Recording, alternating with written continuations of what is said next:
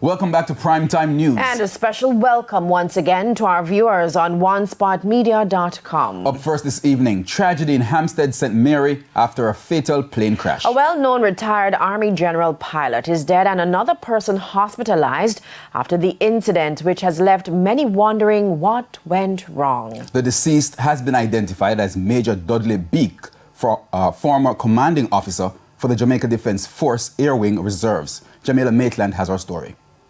Police and soldiers, representatives from the Airport Authority, the Jamaica Fire Brigade, healthcare professionals and residents were just some of the groups that led the search for the aircraft Friday morning. The plane crashed in Hampstead, St. Mary, sometime after 10 a.m. After trekking for a couple miles off-road through the wooded terrain, the plane was finally located, nose down, about a mile from the Ballards Valley Main Road in Hampstead, the cockpit bearing the brunt of the impact. Upon our arrival, a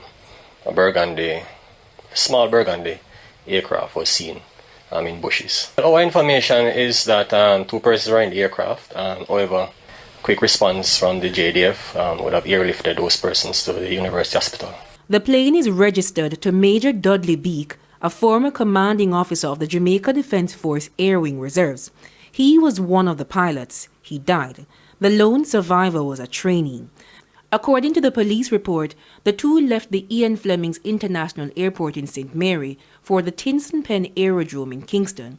On their return flight to the parish, the aircraft developed mechanical difficulties and crashed. Major Dudley was pronounced dead sometime before noon. As for the trainee, he's said to be in serious condition.